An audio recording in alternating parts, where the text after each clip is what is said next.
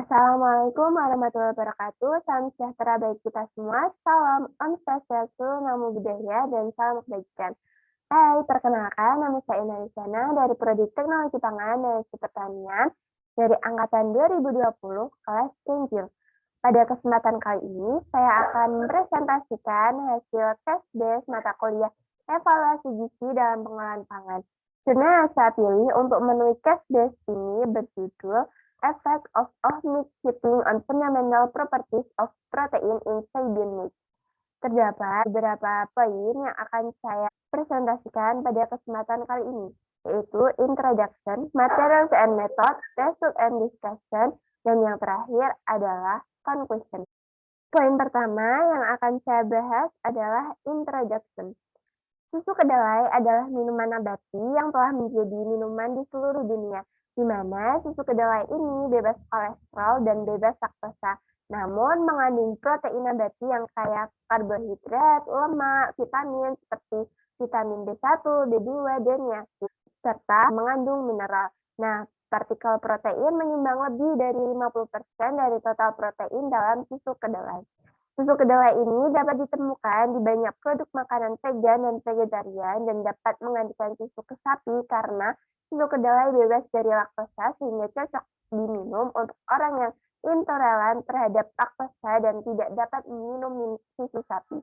Susu kedelai juga memiliki daya hantar listrik yang baik meskipun mengandung partikulat. Nah, dalam pengolahan tradisional susu kedelai, perebusan adalah salah satu operasi penting dan diperlukan selama proses produksi. Pemanasan dan perebusan dapat melindungi dan mengawetkan makanan serta membunuh mikroorganisme dan enzim. Namun, pada saat yang sama, itu juga akan merusak kandungan nutrisi makanan dalam berbagai tingkat, seperti meningkatkan perubahan warna makanan dan kehilangan sebagian besar komponen volatilnya.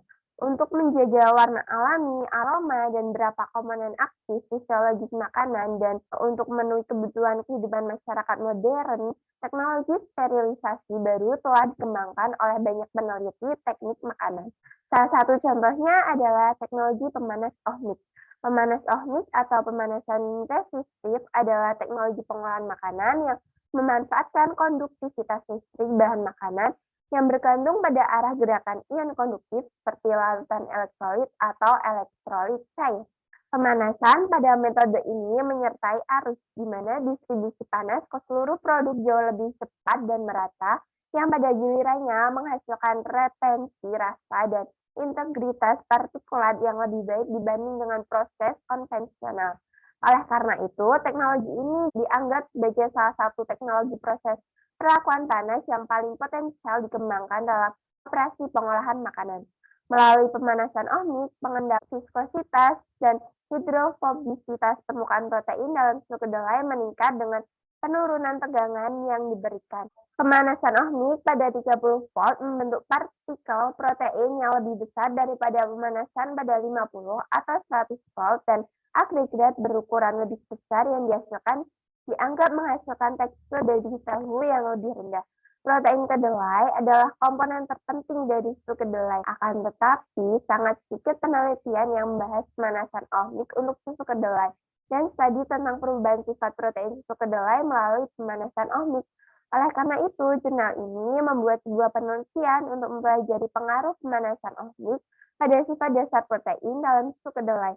Sifat dasar protein meliputi struktur dan sifat fungsional seperti gugus amino bebas, kandungan sulfihidril total, hidrofobisitas permukaan, stabilitas emulsifikasi, dan stabilitas bisa. Karena pentingnya kualitas makanan dari sudut pandang pembuatan makanan. Selanjutnya, saya akan bahas mengenai materials and method. Materials and method ini meliputi bahan, persiapan sampel, operasi pemanasan ohmik dan tradisional, penentuan kandungan sulfihidril total, penentuan perubahan struktur protein, penentuan gugus amino bebas, penentuan hidrofobisitas permukaan, kemudian ada penentuan analisis berbusa, penentuan emulsifikasi, penentuan larutan protein, dan yang terakhir adalah analisis statistik. Bahan yang digunakan adalah kedelai, bahan kimia, dan reagen. Persiapan sampel dimulai dengan 300 gram kedelai kering diukur, kemudian direndam selama 13 jam pada suhu 25 derajat Celcius dalam air secukupnya. Kemudian ditimbang 140 gram kedelai basah dan ditambahkan air hingga 1.200 gram. Pengupasan dilakukan dengan blender biji kedelai dalam 2 menit. Kacang kedelai disaring beberapa kali untuk menghilangkan residu.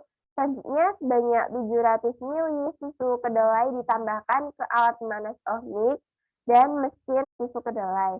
Susu kedelai dalam alat pemanas ohmik harus tetap dipanaskan selama 6 menit ketika sudah mendidih.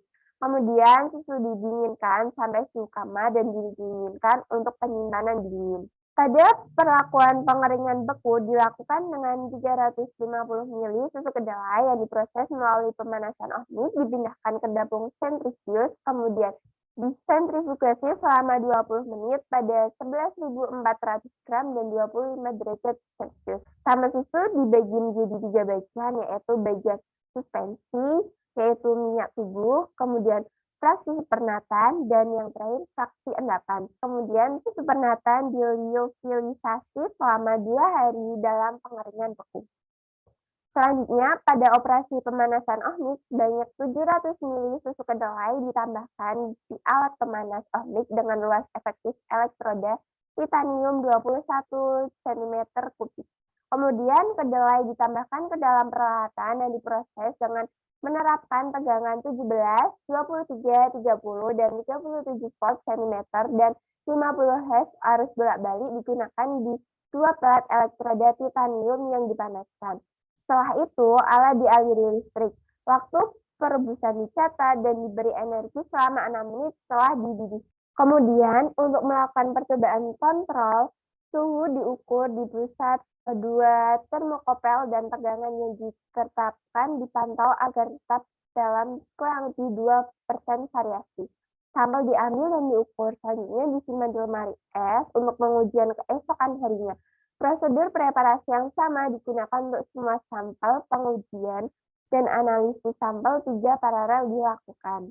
Pada operasi pemanasan tradisional, susu kedelai diproses dengan pemanas resistif dalam mesin susu kedelai, di mana langkah-langkah pemrosesan lainnya identik antara pemanasan ohmik dan metode tradisional.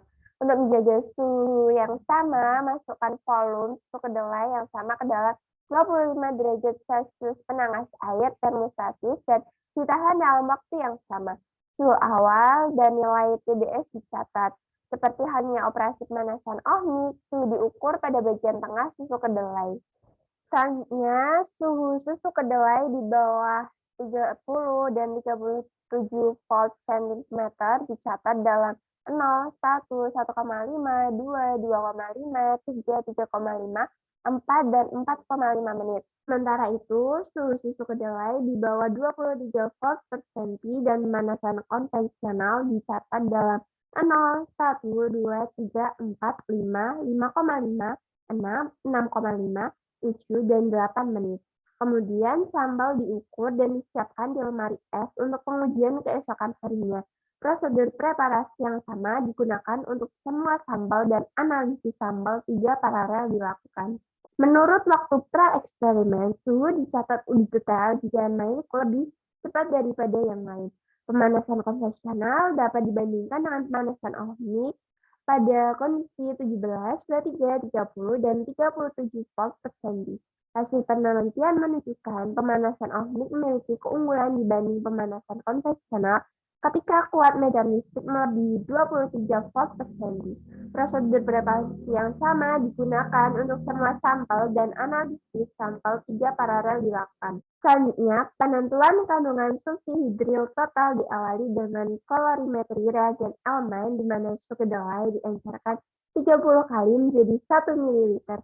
Sampel encer 2 ml buffer trisglycin, kemudian ada 0,02 ml konsentrasi 4 gram per liter reagen elemen ditambahkan. Campuran disimpan selama 5 menit dalam 25 derajat Celcius. Nilai seratnya diukur dengan spektrofotometer pada 412 nanometer. Kontrol menggunakan reagen elemen sebagai pengganti sampel dan kekeruhan diukur dengan menambahkan larutan sampel sebagai pengganti reagen elemen. Kandungan sulfhidril sendiri dapat dihitung dengan rumus kandungan sulfhidril, yaitu sulfhidril sama dengan SH dikali 73,53 dikali A dikali B dan dikali C, di mana A adalah perbedaan absorbansi sampel dengan penambahan DTMB dan absorbansi sampel tanpa DTMB. D adalah kelipatan pengenceran dan C adalah konsentrasi protein susu kedelai. Pada penentuan perubahan struktur protein dilakukan dengan sampel protein diliofilisasi selama 48 jam dan dilarutkan dalam 5 ml buffer fosfat. Pengocokan dengan kecepatan 60 rpm selama 16,5 jam sampai larut sempurna. Disentrifugasi pada 25 derajat Celcius dan supernatan diencerkan menjadi 0,1 mg per mililiter. Sementara itu, kondisi analisis spektroskopi dilakukan dengan pemindahan antara 190 dan 250 nanometer melalui spektrometer sikroisme melingkar. Suhu uji adalah 25 derajat Celcius dan panjang jalur optik sel sampel adalah 2 mm, sensitivitas 100 meter per senti. Struktur protein dihitung dengan perangkat lunak yang sesuai dengan kurva Cibitra. Selanjutnya, penentuan gugus amino bebas dilakukan dengan susu kedelai diencerkan 10 kali lipat dan 100 mikroliter pengenceran ditambahkan ke tabung EP 10 ml dan pH diatur menjadi 8,2. Kemudian 2 ml 0,2125 mol buffer fosfat ditambahkan ke 1 ml 0,01% TNBS selama 50 derajat Celcius menanggas air dan dipanaskan selama 30 menit. Kemudian 2 ml 0,1 mol Na2SO3 ditambahkan. Oscilasi digunakan untuk menghentikan reaksi. Pada penentuan hidrofobisitas permukaan, sampel protein dikejutkan selama 5 menit pada 25 derajat Celcius menggunakan gaya magnet 100 rpm pada osilator magnetik. Untuk melarutkan sampel itu secara menyeluruh, sampel diguncang pada suhu 35 derajat Celcius dengan kecepatan 100 rpm selama 12 jam. Kemudian larutan 1 mg per mililiter dicampur menggunakan 0,0115 gram protein dengan 15 ml buffer fosfat dan diencerkan menjadi 0,05, 0,01, 0,02, 0,03, 0,04, dan 0,05 mg per mililiter. Sebanyak 60 mikroliter larutan ANS, larutan buffer fosfat pH 7, ditambahkan ke dalam 3 ml sampel dan dikocok dengan baik sebelum digunakan. Kemudian intensitas fluoresensi relatif sampel diukur dengan spektrofotometer fluoresensi pada panjang gelombang eksitasi 365 nanometer dan panjang gelombang emisi 484 nanometer. Sementara itu, kontrol dicampur dengan menggunakan buffer fosfat sebagai pengganti sampel sebagai standar referensi. Penentuan analisis berbusa diawali dengan sebanyak 40 ml susu kedelai dipindahkan ke gelas ukur 100 ml, diemulsikan selama 2 menit dalam pengemulsi berkecepatan tinggi pada kecepatan 10.000 rpm. Emulsifikasi dihentikan ketika pengukuran selesai. Form busa dicatat sebagai V1 dan baca ulang sebagai V2 setelah 30 menit. Hasilnya dihitung menurut formula susu kedelai sampel daya berbusa atau yang disingkat FC dan stabilitas berbusa atau yang disingkat FS, di mana rumus FC adalah V1 min 40 per 40 kali 100% dan FS sendiri rumusnya adalah V2 per V1 dikali 100%. Pada penentuan emulsifikasi, sebanyak 0,2 gram sampel ditimbang secara akurat dan sampel dilarutkan dalam 20 ml air. Sebanyak 5 ml canola dicampur dengan 15 ml larutan protein dan diemulsikan selama 2 menit dalam homogenizer dengan kecepatan 13.000 rpm. Selanjutnya, sebanyak 20 mikroliter spesimen sampel terakumulasi di dasar gelas kimia dicampur dengan 5 ml larutan SDS 0,1%, absorbansi diukur pada 500 nanometer. Penentuan kelarutan protein atau disebut PS diawali dengan sejumlah tertentu susu kedelai disentrifikasi pada 10.000 gram selama 20 menit dengan suhu 25 derajat Celcius dan kandungan protein total sampel diukur dengan metode Haldol. Setelah susu kedelai diencerkan 15 kali, kadar protein spernatan diukur dengan alat uji konsentrasi protein BCA. Kelarutan adalah perbandingan antara kandungan protein spernatan dan kandungan protein total sampel. Metode terakhir adalah analisis statistik. Analisis statistik dilakukan dengan origin 7,5 data dianalisis dengan analisis variansi satu arah atau ANOVA. P-value kurang dari 0,5 dianggap signifikan selama penelitian. Sifat struktural dan sifat fungsional susu kedelai yang merupakan data pertama membantu mengungkap interaksi protein, air, dan gugus kimia lainnya. Nah, poin ketiga yang akan saya bahas adalah resume and discussion. Yang pertama, mengenai pengaruh pemanasan ohmik pada gugus amino bebas dalam susu kedelai. Hasil penelitian menunjukkan bahwa gugus amino bebas dalam susu kedelai yang dipanaskan melalui pemanasan ohmik mengikat secara signifikan dibanding dengan pemanasan tradisional, terutama kandungan asam amino bebas yang meningkat sebesar 14 dan 12% pada tegangan 30 dan 37 volt per cm.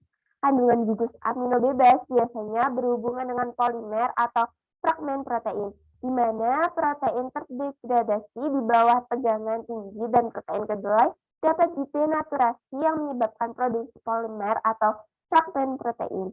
Sementara itu, ikatan disulfida antara molekul menyebabkan agregasi protein. Nah, agregasi dan degradasi protein ini akan banyak memengaruhi kualitas protein, sehingga memengaruhi kualitas susu kedelai. Setelah mengetahui perubahan pemanasan ohmik pada gugus amino bebas dalam susu kedelai, selanjutnya perlu juga untuk mengetahui pengaruh pemanasan ohmik terhadap kandungan sulfhidril total dalam susu kedelai. Nah, hasil uji kandungan sulfhidril total ditunjukkan pada gambar yang terdapat di bagian bawah slide, di mana hasilnya menunjukkan kandungan sulfhidril total dalam susu kedelai yang dipanaskan dengan pemanasan ohmik berkurang secara signifikan dibanding dengan pemanasan tradisional. Khususnya kandungan sulfhidril total yang berkurang sebesar 88% pada 23 volt per cm. Hal ini dikarenakan oksidasi dan reaksi pertukaran antara merkapto dan disulfida. Pada kondisi 17 volt per cm, kandungan sulfhidril total jauh lebih tinggi dibanding dengan 23 volt per cm. Hal ini dikarenakan karena waktu pemanasan relatif lama dalam kondisi ini menyebabkan paparan sulfhidril total yang cukup besar. Namun, kandungan sulfhidril total pada 37 volt per cm lebih besar daripada 23 volt per cm. Hal ini dimungkinkan terjadi karena peran utama dari gaya tidak identik untuk tahap pemanasan yang berbeda. Selanjutnya, saya akan membahas pengaruh pemanasan ohmik pada hidrofobisitas permukaan susu kedelai. Hasil pada gambar yang terdapat di bawah slide itu menunjukkan bahwa hidrofobisitas permukaan dalam susu kedelai panas ohmik berkurang pada tingkat yang berbeda dibanding dengan pemanasan tradisional. Penyebab penurunan hidrofobisitas permukaan adalah karena disosiasi subunit molekul protein, subunit perluasan rantai polipeptida, dan agregasi protein agregat larut atau tidak larut. Jika susu kedelai dipanaskan secara langsung melalui listrik, kelompok hidrofilik dan kelompok hidrofobik protein berubah.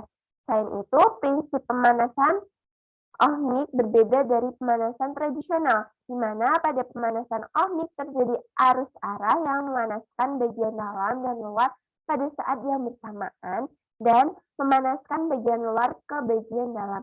Akibatnya, denaturasi protein akan berbeda, yang akan menghasilkan hidrofobisitas permukaan protein yang berbeda pula.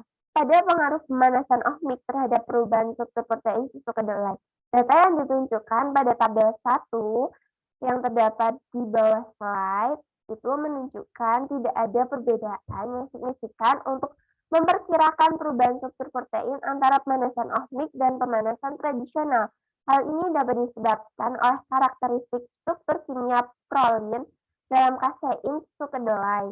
Hidrogen tidak ada dalam atom nitrogen yang menghambat pembentukan spiral dan pembengkokan rantai peptida. Oleh karena itu, heliks alfa tidak dapat dibentuk dan struktur kumparan acak terbentuk sebagai gantinya.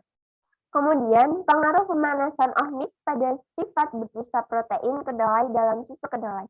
Gambar dalam slide ini menunjukkan sifat berbusa dari kedua metode pengolahan, di mana dibandingkan dengan pemanasan tradisional, aktivitas berbusa dari pemanasan ohmik pada tegangan yang berbeda berkurang sebesar 10, 15, 35, dan 40%. Dan stabilitas busa pemanasan ohmik masing-masing berkurang sebesar 28,3, 12,9, 18,3, dan 8,3%. Kapasitas bisa ditentukan oleh kemampuan protein untuk menurunkan tegangan permukaan, fleksibilitas molekul, dan sifat fisiokimia yang meliputi hidrofobisitas, muatan bersih, dan distribusi muatan, serta sifat hidrodinamik. Hal ini menunjukkan bahwa pemanasan tradisional meregangkan molekul protein yang kondusif untuk absorpsi protein pada antarmuka gas cair yang mengarah ke kemampuan berbusa yang kuat.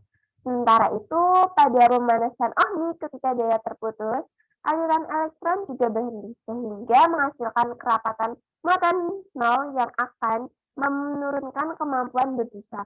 Oleh karena itu, daya ikat air protein dan stabilitas busa terkait dengan hidrasi protein dalam membran menurun ketika susu kedelai berada dalam pemanasan ohmik. Selanjutnya, pengaruh pemanasan ohmik pada emulsifikasi protein dalam susu kedelai. Aktivitas pengemulsi dan stabilitas emulsi dari 5 sampel protein diukur, dinyatakan sebagai EA1 dan ESI, dan disajikan pada gambar yang terdapat pada sebelah kanan slide, di mana besar EAI1 atau aktivitas pengemulsi adalah 14,7, 8,6, 11,2, 11,5, dan 13,7 meter kubik per gram.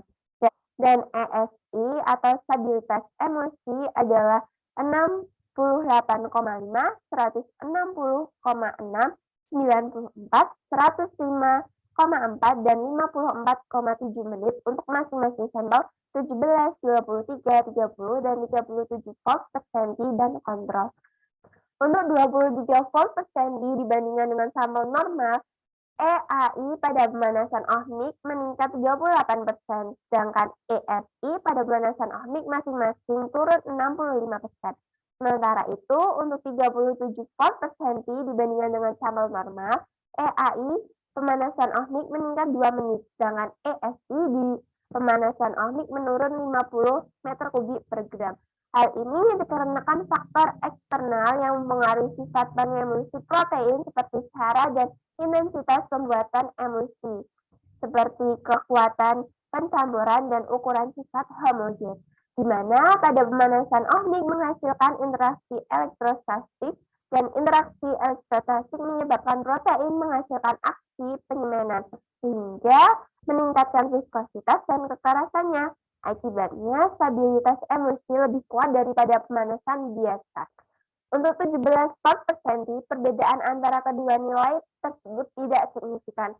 Hal ini dikarenakan pemanasan yang dilakukan terlalu lama, sehingga kualitas protein mengalami fenomena koalesensi yang tidak stabil, polimerisasi flokulan, dan stratifikasi yang menyebabkan stabilitas yang buruk. Nah, selanjutnya pengaruh pemanasan ohmik pada PS dalam susu kedelai.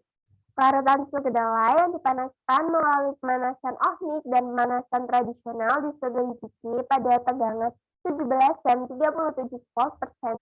Hasil menunjukkan bahwa kelarutan susu kedelai meningkat pesat karena pemanasan ohmik sebesar 11 dan 16,4%. Hal ini dikarenakan protein terdenaturasi yang dihasilkan dalam proses pemanasan susu kedelai menyebabkan perubahan komposisi susu kedelai. Jika dibandingkan dengan pemanasan tradisional, PS meningkat lebih banyak setelah pemanasan ohmik daripada setelah pemanasan tradisional. Hal ini dikarenakan sirkuit listrik meningkatkan muatan elektrostatik pada permukaan protein, garam, dan asam. Biasanya dihamburkan menjadi ion dalam cairan dan bertindak sebagai pembawa arus listrik selama pemanasan ohmik. Selain itu, konduktivitas listrik makanan akan meningkat jika suhunya juga meningkat. Pengaruh pemanasan ohmik pada densitas susu kedelai. Hasil tabel 2 menunjukkan bahwa belum banyak perubahan konsentrasi, filtrasi, dan proses pengayakan larutan kedelai yang seragam sebelum pemanasan ohmik.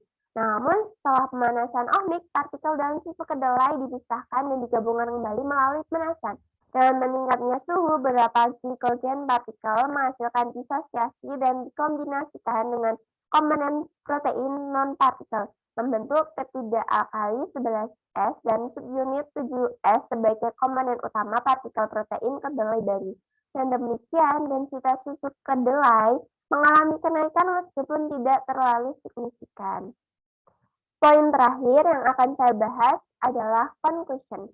Setelah perlakuan pemanasan ohmik, struktur dan sifat fungsional protein dalam susu kedelai sangat berubah dibandingkan dengan perlakuan pemanasan tradisional, di mana gugus amino bebas dalam susu kedelai yang dipanaskan melalui pemanasan ohmik meningkat secara signifikan dibandingkan dengan pemanasan tradisional.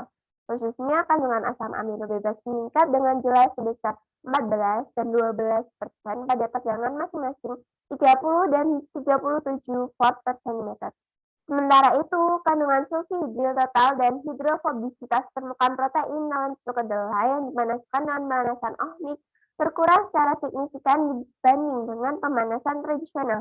Dibandingkan dengan pemanasan tradisional, aktivitas berbusa dari pemanasan ohmik tegangan yang berbeda juga berkurang. Aktivitas pembusaan susu kedelai yang dipanaskan dengan pemanasan ohmik berkurang 10, 15, 35, dan 40%. Sedangkan stabilitas fluid dalam susu kedelai yang dipanaskan dengan pemanasan ohmik berkurang masing-masing sebesar 28,3, 12,9, 18,3, dan 8,3%. Selain itu, EAI dalam susu kedelai yang dipanaskan dengan pemanasan ohmik naik sebesar 38%, sedangkan ESI masing-masing turun sebesar 65%. Perbedaan gugus amino bebas kandungan sulfhidril total dan struktur kedua dan ketiga menunjukkan adanya beberapa perubahan struktur protein dan perbedaan sifat hidrofobisitas permukaan, sifat pembusaan, dan sifat pengemulsi menunjukkan sifat fungsional protein yang dimiliki berubah. Kandungan gugus asam amino bebas dapat digunakan untuk menunjukkan fenomena dekomposisi protein selama perlakuan panas.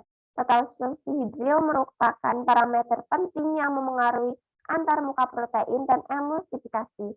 Hidrofobisitas permukaan adalah parameter fisik utama untuk mengevaluasi protein dan mencerminkan interaksi protein dengan air dan kelompok kimia lainnya. Sifat-sifat tersebut saling terkait dan akhirnya menunjukkan perbedaan sifat struktural, fungsional, dan reologi susu kedelai. Pemanasan ohmik menghasilkan aliran elektron dan aliran elektron menyebabkan protein menghasilkan aksi penyimpanan yang mengakibatkan sifat struktural, fungsional, dan reologinya. Penerapan pemanasan ohmik untuk susu kedelai ditemukan sangat berhasil dalam mengurangi waktu pemanasan dan menghasilkan produk nutrisi. Namun, pemanasan ohmik langsung dari makanan cair menimbulkan beberapa masalah, misalnya korasi dan pembentukan endapan pada elektroda. Nah, dengan berakhirnya pembahasan conclusion ini, pertanda berakhirnya presentasi dari saya. Semoga apa yang saya sampaikan ini dapat bermanfaat. Terima kasih.